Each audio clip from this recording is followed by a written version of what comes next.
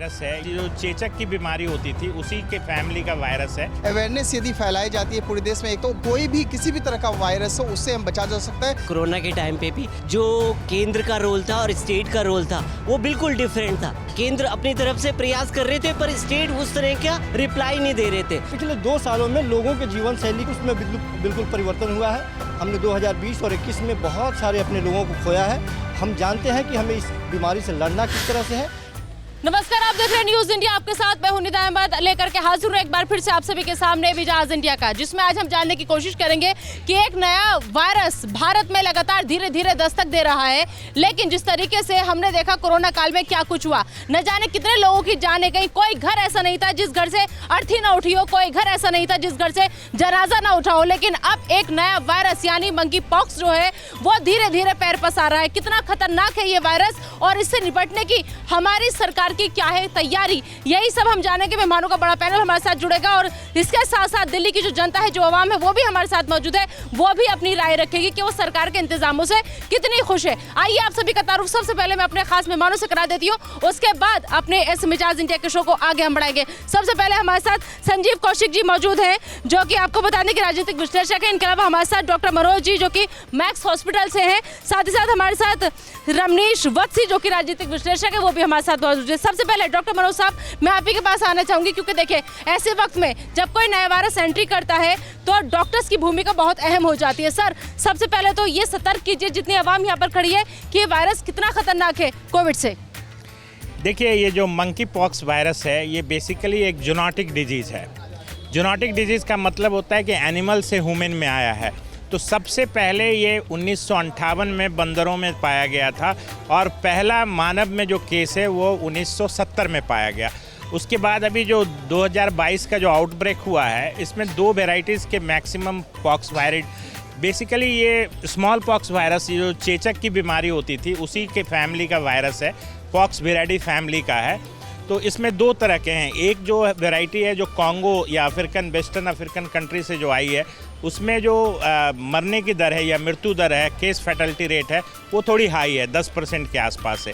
But जो दूसरी variety जो नाइजीरिया या कैमरून के पास जो पाई गई है, उसमें 6% के आसपास है।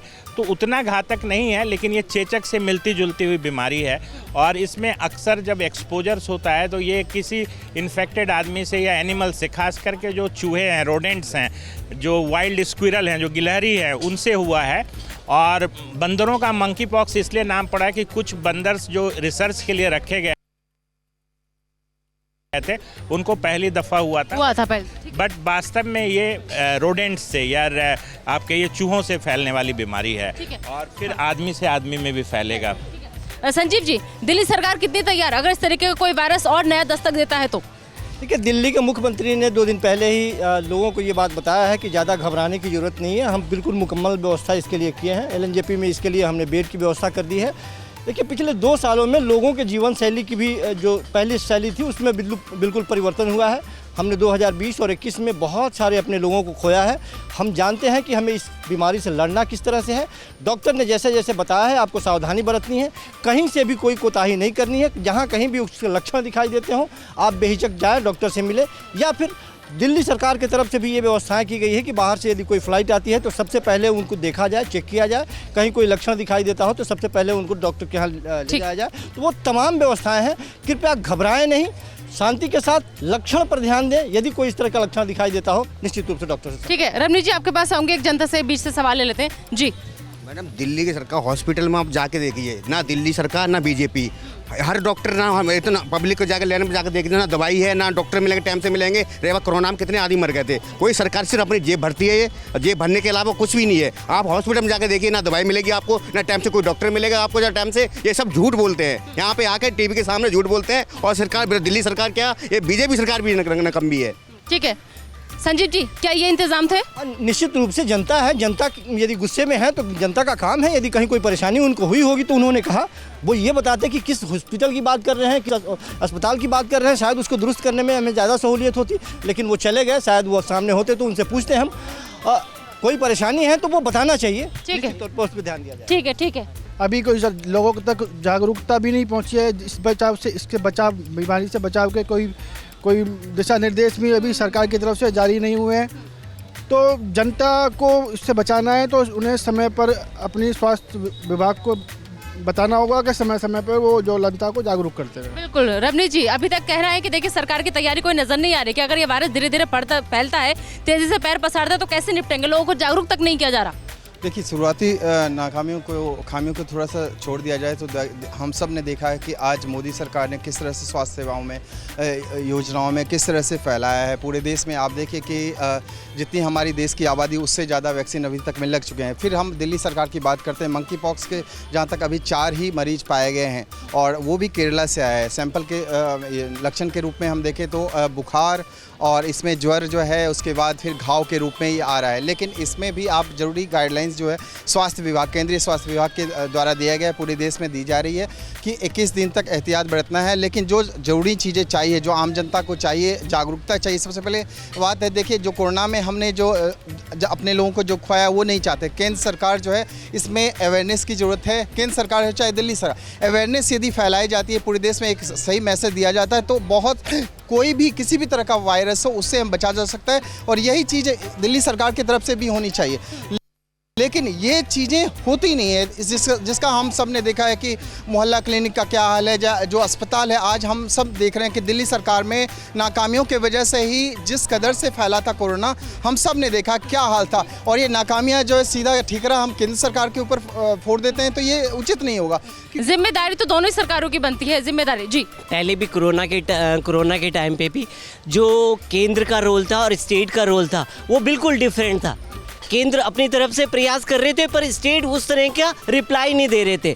तो जैसे अभी साहब ने कहा जी मोहल्ला क्लिनिक, अब मोहल्ला क्लिनिक में आप जाएंगे तो कोरोना के टाइम पे सारा मोहल्ला क्लिनिक बंद पड़े हुए थे, तो कैसे व्यवस्था ठीक होगी। अच्छा, फिर इसके लक्षण का जब तक आपको पता ही नहीं चलेगा कि क्या लक्षण है, ये लक्षण पता होने चाहिए कि आपको मंकी वायरस के लक्षण क्या है। ठीक है, वो लक्षण केंद्र सरकार जैसे पहले भी एडवर्टाइजमेंट कर रही थी, ऐसे राज्य भी आपस में दोनों तालमेल करके चलेंगे ना तो कोई भी वायरस हिंदुस्तान में कभी सक्सेस नहीं हो सकता।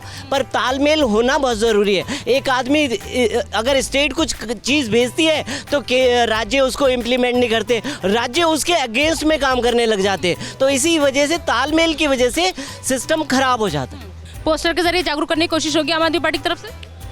देखिए, लगातार सरकार ये कोशिश कर रही है कि लोगों के बीच में ये मैसेज जाए कि किन किन लक्षणों को देख करके आप डॉक्टर से मिले और संपर्क करें। देखिए आप आरोप प्रत्यारोप की बात ना करें, दोनों एकदम ये इन सज्जन ने सही कहा है कि केंद्र सरकार और राज्य सरकार के समन्वय से ही हम इसकी लड़ाई लड़ सकते हैं।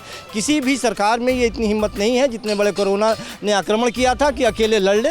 लोगों ने उसे हराया है, लोगों ने अपने जीवन से पद्धति को बदला है और शैली में बदलाव लाया है। आपको आगे भी सतर्क रहने की जरूरत है। मैं बार बार कह रहा हूँ, इससे मैं सहमत हूँ कि आपको जानकारी होनी चाहिए कि कैसे रेसे जा रहे हैं, कैसे लालिमा उभर रही है, चकता कैसे हो रहा है, किस तरह से पॉक्स जो होता है हम सब कुछ जानते हैं कि ये जानकारी, ये जागरूकता अगर सरकार की तरफ से पोस्टर लगा के दी जाएगी जनता को तो जनता को इजीली समझ में आएगी। जी,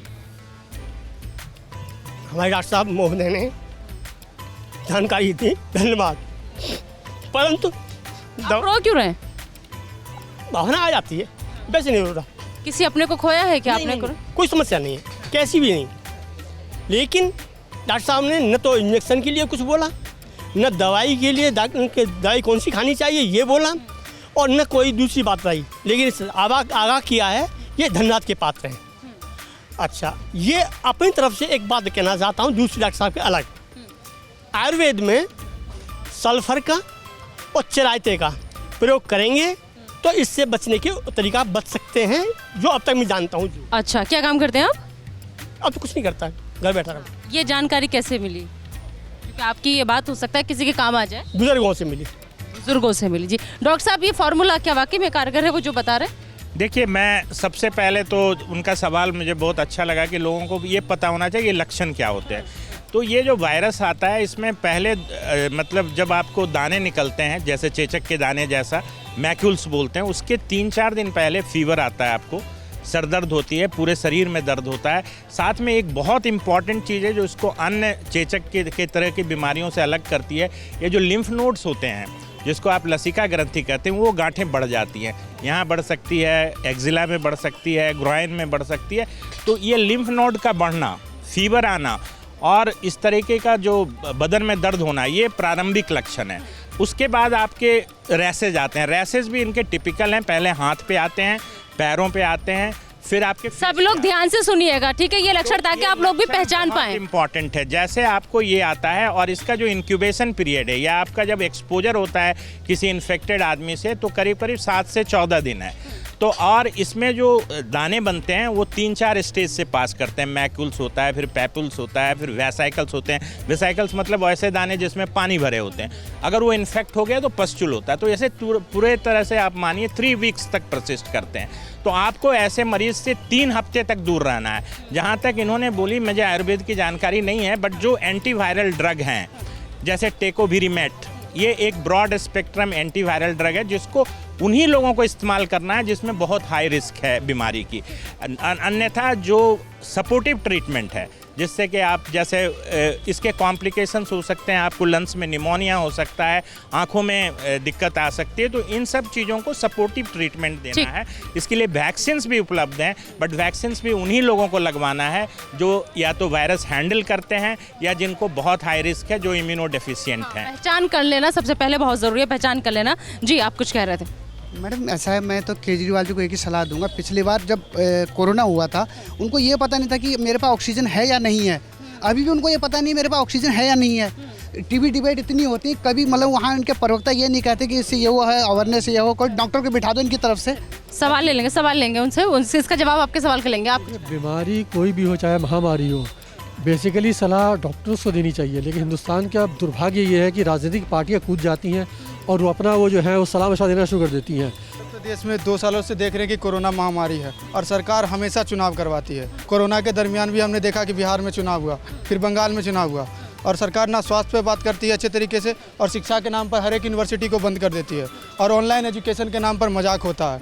मैं जामिया मिलिया इस्लामिया का स्टूडेंट हूँ, वहाँ 45 मिनट में मात्र 30 मिनट पढ़ाए जाते हैं और 15 मिनट अटेंडेंस में चले जाते हैं।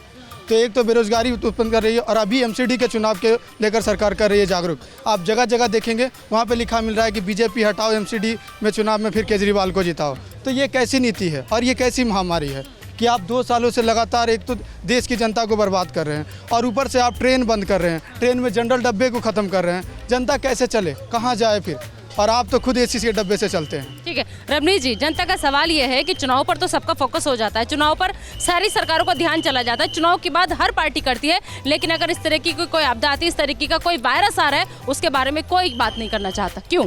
ये देखिए, फिर सरकार की हम बात करें कि किस तरह की योजनाओं को उन्होंने लाभान्वित किया है, तो यदि नहीं किया होता तो शायद 25 राज्य से ज़्यादा बीजेपी शासित प्रदेश नहीं कहलाता।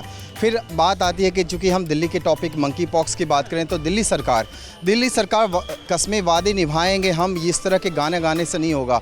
आप विज्ञापन तो हज़ारों लाखों रुपए के विज्ञापन तो लगा रहे हैं, अरविंद केजरीवाल का फोटो तो ज़रूर दिख जाता है उसमें, लेकिन स्वास्थ्य योजनाओं की बात करें, मानस पटल की बात करें तो वहाँ पे स्वास्थ्य योजनाएं कहाँ है? आप बताइए कि 852 ठेके खुल गए लेकिन स्कूल एक भी खुला नहीं है। उसके बाद फिर बात आती है कि मोहल्ला क्लिनिक, इतने सारे लगातार मोहल्ला क्लिनिक खुल तो गए, लेकिन आप क्या स्वास्थ्य योजनाएं, वहाँ पे डॉक्टर आप जाते हैं वहाँ पे नहीं है, नर्सेज आपको मिलेंगे नहीं, वहाँ पे आपको जो दवाइयाँ चाहिए, जो उचित दवाई चाहिए वो नहीं मिल रहा है। तो आम जनता को तो आप ठग रहे हैं। आप 2014 में अरविंद केजरीवाल आप किस आधार पर लेकर आए थे?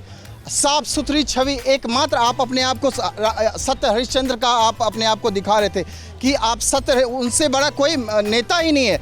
अरे नेता यदि होता तो आपके पास ये सत्येंद्र जैन, आपके ईडी का छापा नहीं पड़ता। आज मनीष सिसोदिया आप लगभग कगार पे हैं, वो भी, ये सारे आप अपने आप को साफ सुथरी छवि दिखा रहे थे। आपके हर दिन विधायक, आपके हर दिन नेता, क्यों आप ईडी और सीबीआई का छापा पड़ रहा है? क्योंकि आपकी जो नीति है उसमें खोट है, और नीति के खोट वो तो कहते हैं वो तो कहते हैं क्योंकि ईडी और सब आप ही के शिकंजे में इसलिए पड़ते हैं। देखिए, ईडी ऑटोनोमस संस्था है, ईडी कोई बीजेपी चलाती नहीं है। आप ये बताइए कि आप ले लेते हैं। नहीं, इसके पहले आप बताइए कि जितनी सारी योजनाओं का आपने पहले नाम लिया था, जितनी सारी आपने चुनाव घोषणा पत्र में जितने सारे आपने जो पॉइंट्स डाले, क्या आपने उन्नतियों को पालन किया आम जनता के लिए? नहीं पालन किया, क्योंकि आप नीति में कहीं ना कहीं खोट है। आप आम जनता को ठग रहे हैं, और ये सिर्फ केजरीवाल की सरकार जो झूठी सरकार है, लगातार आप इनकी सड़क, आप अपने आप को कहते थे कि हम पेरिस की सड़क बना देंगे आप दिल्ली की सड़कें को आप जाकर के देख लीजिए। कालिंदी कुंज में रोहिंग्या मुसलमान और बांग्लादेशी घुसपैठी को बढ़ावा दे रही है केजरीवाल सरकार। आपको जवाब देना पड़ेगा। जवाब ले संजीव कौशिक जी, आप जवाब ले लेते हैं, ठीक है। रवनीश जी का कहना है, देखिए हमने कहा था कि काशी को क्योटो बनाएंगे, काशी को क्योटो तो बनाते, लेकिन आपने जो कहा था आपने कुछ नहीं किया। निदा, बड़ा गंभीर मसला है और मेरे मित्र इसमें राजनीति घुसेड़ के हमको लगता है कि उसको हल्का करने का प्रयास कर रहे हैं। यदि ये दिल्ली की बात कर रहे हैं तो मैं भी ये बात बताऊं कि गंगा में पहली बार जीवन में हमने लाशों को तैरते देखा, बालू के चंद रेत में से हवा के झोंकों से लाश बाहर निकलते हुए देखा। ऐसा देखा था आपने पहले कभी? तो ये सारी चीज़ें हुई हैं। जो चीज़ हमने जीवन में पहली बार देखा वो पिछले 2 साल में देखा है। सुनिए पहले, सुनिए। मूल बात ये है, मूल बात तो हमें वैक्सीन भी खरीद के लेना पड़ता। यदि आज मोदी की सरकार नहीं होती तो वैक्सीन भी हमें खरीद के लेना पड़ता। इनको इतिहास के बारे में जानकारी नहीं है। कोई भी सरकार किसी वैक्सीन के लिए पैसे नहीं लेती है। आपको पता है कि खसरा के लिए आपने पैसे दिए थे, आपने पोलियो के लिए टीके के लिए पैसे दिए थे, आपने कोई किसी टीके, सुनिए, बेवजह विवाद मत पैदा कीजिए। देश के जनता के बारे में सोचिए और दिल्ली के लोगों को कम से कम जो डर मन में पैदा हुआ है उसको दूर कीजिए। ठीक है जी। हाँ, आप कह रहे हैं बहुत अच्छा, दिल्ली में बहुत अच्छा शिक्षा है, बहुत अच्छा स्वास्थ्य है, लेकिन ये बताइए कि इन जितने विगत वर्षों में आप कितने मेडिकल कॉलेज बनाए? डॉक्टर तो चाहिए ना बीमारी का इलाज के लिए, कहाँ से निकलेंगे? मेडिकल कॉलेज से तो निकलेंगे। आप पूरे दिल्ली में यह बताइए कि कितने मेडिकल कॉलेज, कितने इंजीनियरिंग कॉलेज, कितने मैनेजमेंट कॉलेज। भाई स्टूडेंट पढ़ के अगर इंटर तक निकल रहे हैं तो वो डॉक्टर नहीं बनेंगे, इंजीनियर नहीं बनेंगे, यह नहीं बनेंगे तो कैसे इन समस्याओं का इलाज कैसे होगा, कहाँ होगा? एक मेडिकल कॉलेज बता दीजिए पूरे दिल्ली में कि एक मेडिकल कॉलेज बनेंगे। नशेड़ी बनेंगे ना शराब के ठेके खोल के ज़्यादा। नशेड़ी बने। हाँ, आ रही हूँ। मैं ये कहना चाहता हूँ, हमारा जो टॉपिक था वो चिकन पॉक्स से स्टार्ट हुआ था, लेकिन ये कहाँ चला गया? विपक्ष पे आरोप दर आरोप चले गए। लेकिन जिम्मेदारी कोई भी नहीं लेना चाहता ना। जिम्मेदारी क्यों लेगा? खाली अगर चिकन पॉक्स होगा वो दिल्ली में थोड़ी होगा, वो ऑल ओवर वर्ल्ड में होगा। आपकी भी तो बीजेपी में सरकार है, उनकी दिल्ली में सरकार है। मैं ये नहीं कह रहा दिल्ली सरकार गलत कर रही है। कोविड से अगर कोई लड़ा था तो ना बीजेपी सरकार लड़ी थी, ना आम आदमी, ना कांग्रेस लड़े, तो हम सब लड़े थे। बहुत बढ़िया, बहुत बढ़िया, बहुत बढ़िया। ऐसी चिकन पॉक्स से हमें लड़ना है, हमें अपने आप को ठीक करना है। ये सब चीज़ें अपने आप ठीक हो जाएंगी। रही दर और आरोप की बात, आज बीजेपी सरकार सत्ता में है तो वो केजरीवाल सरकार के ऊपर आरोप लगा रही है। कल कांग्रेस सरकार आ जाएगी तो बीजेपी सरकार के ऊपर घोटाले शुरू हो जाएंगे। ये तो एक दूसरे के ऊपर रहा है। हमें खुद कमाना है, खुद खाना है। बिल्कुल बिल्कुल। मेरा सर जी से एक क्वेश्चन है। सर जी ने अभी घोटाले की बात करी, वैसे तो डिबेट ये एक स्वास्थ्य के ऊपर थी, स्वास्थ्य के ऊपर होनी चाहिए थी। केंद्र सरकार का फर्ज बनता है कि वो राज्य सरकार को मदद दें, ठीक, और लोग जागरूक हों। लेकिन आपने अभी करी भ्रष्टाचार की बात। अभी 5 दिन में यूपी में एक, आपको पता होगा, हाईवे का उद्घाटन हुआ, टूट गया, 10 जगह से धस गया। पहला क्वेश्चन। दूसरा, सबका साथ, सबका विकास और सबका विश्वास। कैसे दिनेश खटीक ने भी इस्तीफा दे दिया दलित समाज के ना? कैसे दे दिया? अभी तो पूरे 5 साल सरकार चलनी है और सबको पता है मलाई काटनी है। कैसे दे दिया? कैसे नहीं सुनी गई? एक बात मैडम, उससे पहले एक विधायक ने दिया, उससे पहले एक और विभाग के मिनिस्टर ने दिया। तीसरा क्वेश्चन, स्मृति ईरानी जी के यहाँ भी वो हुआ है।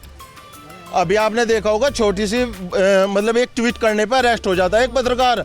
स्मृति ईरानी जी के खिलाफ दारू के ठेके का है, बगैर लाइसेंस के चलाने का। कोई ईडी गई है क्या? बताइए आप। क्वेश्चन तो इतने हैं बहुत ज्यादा, आप जवाब नहीं दे पाओगे प्रवक्ता जी। ठीक है, जवाब लेते हैं। हाँ, देखिए निदा जी, आरोप प्रत्यारोप तो चलता रहेगा। जहाँ तक आज जो मूल जनता कह रही आवाज नहीं आ रही। आज देखिए निदा जी, आज मूल मुद्दा है स्वास्थ्य योजनाओं की। क्या हमने वो दिन नहीं देखे जब ऑक्सीजन का रोना रो रहे थे अरविंद केजरीवाल? क्या हमने वो दिन नहीं देखे? हमने सब देखे। तो ये जो है ये रिपीट नहीं चाहते हैं हम। और उसके बाद फिर बात आ रही थी कि शराब के ठेके, क्या शराब के ठेके से राजस्व हमारा आ जाएगा? आप बिजली पानी माफ करके राजस्व आप बटोर लेंगे। आप बताइए कि 21,891 करोड़ आपका राजस्व है और आपका खर्चा कितना है? 71,082 करोड़ रुपया। आप ये बताइए, आम जनता का जो पैसा है राजस्व, वो आप कहते हैं रेवड़ी के रूप में बांट रहे हैं, तो आप विकास कहाँ से करेंगे? आप स्वास्थ्य योजना, गुजरात में स्वास्थ्य योजना आप लेके आ रहे हैं? दिल्ली में ही शराब बैन पे बात क्यों हो? गुजरात का आज यहाँ आने से पहले खबर पढ़ के आई हूँ, गुजरात में जहरीली शराब से 35 लोगों की मौत हो चुकी है। वहाँ पे किसकी सरकार थी? नहीं, पहले भाई साहब भी नाराज हो जाएंगे, पहले भाई साहब के पास। हाँ मैडम, केजरीवाल ने एक काम अच्छा किया है।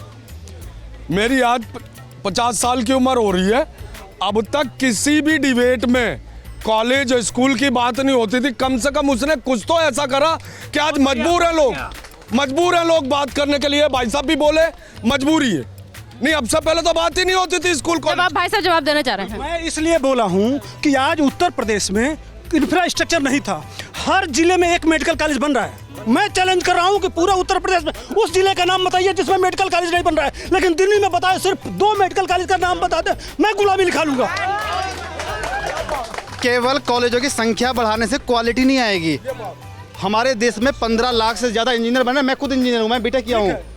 जो क्वालिटी आईआईटी के अंदर पैदा होती है वो क्वालिटी हमारे राज्य स्तरीय कॉलेजों में नहीं हो रही है। सुन लीजिए आप, हमारे अभी सर्वे की रिपोर्ट है कि 90% इंजीनियर भारत के एम्प्लॉयबल नहीं है भारत में ही, और बहुत सारी कंपनियों में वैकेंसी पड़ी है इंजीनियर्स की। इंजीनियर्स तो हैं लेकिन वो एम्प्लॉयबल नहीं हैं, वो डिजर्व नहीं करते उस जॉब के लिए। अमीर का बच्चा वकील बनेगा अलग कॉलेज में, डॉक्टर वकील जो भी बनना है उसको अलग कॉलेज में पढ़ेगा, और गरीब का बच्चा जहाँ पढ़ेगा केवल फीस मोटी देगा, लेकिन उसके बाद प्रोडक्टिविटी नहीं है, वहाँ से हायरिंग नहीं होगी, वहाँ से उसको क्वालिटेटिव जॉब नहीं मिलेगी। तो इंजीनियरिंग कॉलेज अमीर के बच्चे के साथ एक दिक्कत और आती ना, अमीर के बच्चे के साथ एक परेशानी और आती। भाई साहब, अमीर का बच्चा जो है वो यहाँ रहता ही कब है, वो तो विदेशों में चला जाता है। अमीर का बच्चा विदेशों में पढ़ाई करता है, अमीर का बच्चा बड़े बड़े ठेके खोल के बैठ जाता है, लेकिन दिक्कत ये है कि गरीब का बच्चा जो है उसे सड़कों पे हिंदू मुसलमान करने के लिए छोड़ दिया जाता है। निदा भाई साहब बार बार कह रहे थे कि कोई नया कॉलेज नहीं खुला है या स्कूल नहीं खुला है, मेडिकल कॉलेज। आपको शायद जानकारी नहीं है कि दिल्ली सरकार के अधीन दिल्ली में ज़मीन नहीं आती है। जब तक आप हमें ज़मीन नहीं देंगे, सरकार नहीं देगी, हम नहीं बना सकते हैं। और सरकार, केंद्र सरकार नहीं दे रही है ज़मीन, स्कूलों के लिए ज़मीन नहीं दे रही है, एक ज़मीन नहीं दे रही है। और कमाल की बात करें, आपको पता है प्रशासन नहीं है, ईडी नहीं है दिल्ली के हाथ में, सीबीआई नहीं है दिल्ली के हाथ में, ये सारे अपने इस्तेमाल के लिए इन लोगों ने रखा है। मैडम इससे पहले भी बात की कि केंद्र और राज्य सरकार का आपसी तालमेल, ये इन्होंने कहा कि हमारे हाथ में ज़मीन नहीं है। अगर केंद्र सरकार के साथ इनका तालमेल अच्छा बैठता, भाई साहब आपके माध्यम से ये कहूँगा, एक अभी वन महोत्सव होने वाला था, केजरीवाल जी वहाँ इसलिए नहीं पहुँचे क्योंकि उनकी फ़ोटो जो है मोदी जी से थोड़ी छोटी लग रही थी, वहाँ नहीं पहुँचे। आपसे रार भारी पड़ रही है, आपसे रार भारी पड़। अगर ये इनके साथ तालमेल से बैठे, इनको जगह भी मुहैया हो सकती है, मगर करने की नीयत चाहिए, नीयत नहीं होगी। मैडम जब स्वास्थ्य का मामला है तो हर इंसान अपनी अपनी जगह स्वस्थ रहना चाहिए, इम्यूनिटी बढ़ाना चाहिए। ये राजनीति की तरफ चल रहा है पूरा आपका जो भी डिबेट है, हर इंसान सुबह योगा करना चाहिए, हेल्थ बनाना चाहिए, तो दिक्कत नहीं होगी। कोई भी वायरस हो, इंसान अगर अपनी यूनिमिटी में हमें भी जागरूक होना जरूरी है। हमें भी देखिए, अब ये सब आप लोगों के लिए सुनना बहुत जरूरी है। बचाव का तरीका क्या है, बस सर बहुत कम शब्दों में। देखिए, मंकी पॉक्स जो है क्लोज कांटेक्ट से, रेस्पिरेटरी ड्रॉपलेट अगर आप 2-3 घंटे किसी आदमी के साथ रहते हैं तभी फैलता है। दूसरी इंपॉर्टेंट चीज़ है, अगर किसी को दाने वगैरह निकले हुए हैं तो उससे 21 दिन तक आइसोलेट करके रखना है। किसी तरह का क्लोज फिजिकल कांटेक्ट, इंटीमेट जो होता है, गले मिलना, उसको सिर्फ नमस्कार करके आप रखिए, और जितनी दूरी रखिएगा उतना फ़ायदा होगा। दूसरी चीज़ की जैसे ठीक है भाई साहब, माफ करना, वक्त की कमी है। मेडिकल फैक्ट सुन लीजिए, जल्दी। मिजाज बहुत ज़्यादा गर्म हो रहा है यहाँ पर, जनता का मिजाज बहुत ज़्यादा गर्म हो रहा है यहाँ पर इंडिया का। चलिए, सभी मेहमानों का फिलहाल बहुत बहुत शुक्रिया। माफ़ी चाहूँगी जो लोग बोलना चाह रहे हैं उनको मौका नहीं मिल पाया क्योंकि वक्त की कमी थी। देखिए, सबसे बड़ी बात यह कि मंकी पॉक्स एक नया वायरस जो धीरे धीरे अब एंट्री कर रहा है, लेकिन इससे हम सब कैसे उभरेंगे, हमारी तैयारी क्या है, और स्वास्थ्य सेवाएं जो है, जो हमने देखा कोरोना काल में बेहाल पड़ी थी, क्या हमने उन मौतों से कोई सबक लिया है? क्या जो कोरोना काल में हाल हुआ वो अब मंकी पॉक्स के अगर मामले बढ़ते हैं तो क्या इनसे निपट पाने में हमारी सरकारें, हमारे इंतजाम काफ़ी है या नहीं है? तमाम सरकारों को, केंद्र सरकार को भी, दिल्ली सरकार को भी इस पर ध्यान देना होगा। फिलहाल मिजाज इंडिया के मैं अभी के लिए इतना ही, आप दीजिए इजाज़त।